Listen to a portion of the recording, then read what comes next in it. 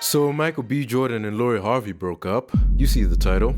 Let's go. Slimmerella says, Lori Harvey is 25, attractive, dating and exploring her options carefree, and it makes her so angry. She barely speaks. okay, I kind of agree with this sentiment. She has the right to do with her life as she pleases. And the fact that it's making some people angry, I guess, doesn't really make sense to be so worked up about what a celebrity is doing with their life, especially considering the fact that they don't care. They're not going to read your comments. They're not going to read your tweets. So I wouldn't see why you'd be worried about, celebrity doing what they want with their own life. I talked about this in a previous video. Please go watch it. Thank you. Shan the Real says, I love how Lori Harvey isn't afraid to walk away from a relationship. A lot of us women waste our time and efforts on toxic and unhealthy partners. We can all learn a thing or two. okay, I don't get how Michael B. Jordan was being toxic. If anything, he wanted to marry this woman. So I don't see where the toxicity is in this situation.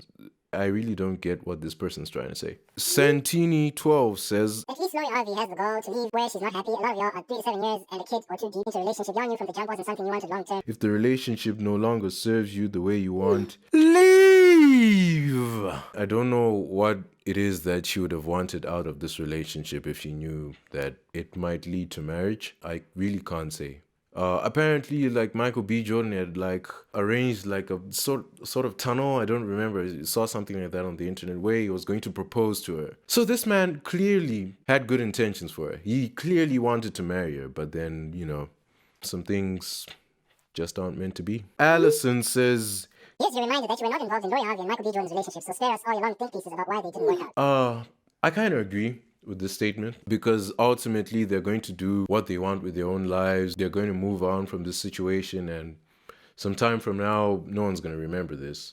So in terms of people giving their think pieces, what, such and such, I do believe it's kind of pointless in the end because they've already made the decision and, they're going to move past it. But at the same time, I believe that it's really worth having these conversations because this being in the public eye, it allows us to get into some of the dynamics in relationships between people in general that we can't do without any empirical evidence. I know they're a bit high profile, so some things may be different in their relationship than others. They may be experiencing more success in terms of money than the regular person, but they're still human beings at the end of the day. So some of these dynamics that happen between people, it still applies to most people. So I believe it's important to have these conversations about some of these things that happen within relationships surrounding these celebrities. Another example would be the whole Johnny Depp, Amber Heard situation, the whole Will Smith, Jada Pinkett Smith, Chris Rock situation. These are things that happened on a global stage, but they're representative of some of the nuanced things that happen within everyday life.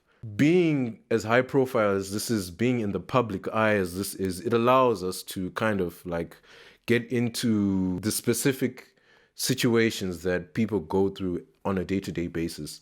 And it's important for providing us with case studies, even though they may be to some extent impractical because of the disconnect between those A-list celebrities and us normies. But I believe it's a step forward. It's a step towards, getting into those kind of dynamics. So yeah. Piers D. Clit says, I wouldn't have dated Lori Harvey to begin with if it were me. History and body count matter. this is giving off huge ad hominem attack vibes, but I guess you kind of do have a point. You can't be saying this when you don't have your own life in order. I guess you can attack it from that angle. But I want to get into the actual comment, what it actually said. The thing about history and body count. Here's my stance on the whole body count matters thing. It's equally reprehensible for a man who sleeps with multiple women and a woman who sleeps with multiple men. You can hold them to the same regard, in my opinion. They're equally reprehensible. And this just shows a lack of ability or lack of willingness to commit to a long-term relationship and to take people seriously and to hold intimacy with another person to a very high regard, to the highest regard that it's meant to be held at. I do believe that intimacy is a very important thing between couples, and it's supposed to be in the confines of marriage only. That's what I believe, being a Christian. It's supposed to be within the confines of marriage. And so, if you're going around sleeping around, whether you're a man or a woman, it's equally reprehensible, in my opinion.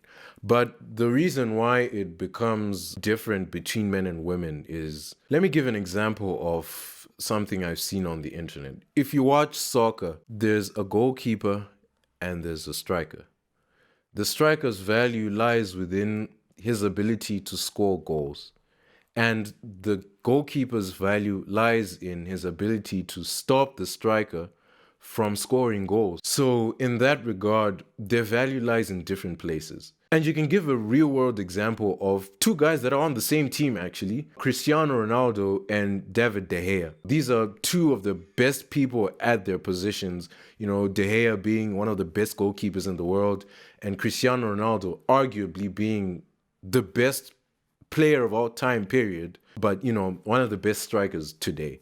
Their value lies in different places. It's the same with men and women. In this analogy, the man being the striker and the woman being the goalkeeper. The man being the striker means that his value is placed within his ability to convince other women that he's a guy worth sleeping with, or he's a guy worth being with. He has to have a lot of social proof from other women and other men to prove that he's worth being with or he's worth sleeping with for a woman. Whereas for a woman, it's different. A woman on the base level just has to be somewhat attractive physically.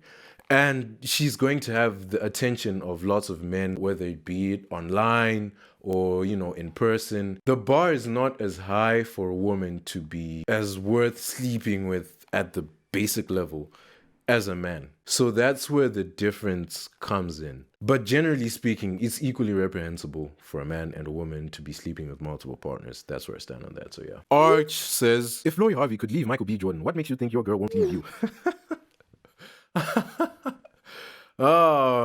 A huge pause on what I'm about to say. But there's some truth to this statement. Michael B. Jordan is a very attractive man. Again, I said pause, don't need to say it again. Michael B. Jordan is a very attractive man in terms of physically, and he's famous, he makes a lot of money, he's this perfect guy, he even displayed that he wanted to marry Lori Harvey. Logically, you'd assume that women across the board would be fawning over him. And if Lori Harvey has displayed that that's not what she wants, you have no chance as an average Joe, like you, like myself. You have no chance to keep this kind of woman or to take this kind of woman from the streets and and bring her into the home or something like that. I don't know what analogy you want to use. So I kind of do agree with that in that regard. So Neo Rapito says, fake pieces on Lori Harvey and her relationships always end me because we literally don't know and she literally don't be saying anything. Again, I touched on this in a previous tweet. She doesn't care. She's not going to read your tweets. She's going to move on with her life. Oh, so it seems I found the video I was talking about earlier. Michael B. Jordan played no games for Valentine's Day this year and rented out the aquarium for his boo, Lori Harvey. Okay, so I guess he wasn't proposing, but, he was, he clearly had an elaborate plan for Valentine's Day, so, Young Don the Sauce God in the building! Young Don the Sauce God! Young Don the Sauce God, he's my favorite YouTuber. A huge inspiration as to why I actually started this channel. He has a lot of very good takes, and I do agree with a lot of things that he says. He's just a huge inspiration to me. So I really do value what he has to say regarding everything that happens in the world. So, and I think I'd actually retweeted it. Oh yeah, I did. Young Don says, when will dudes learn? If you found her in the streets, you're gonna have to leave her in the streets. And the streets miss Lori.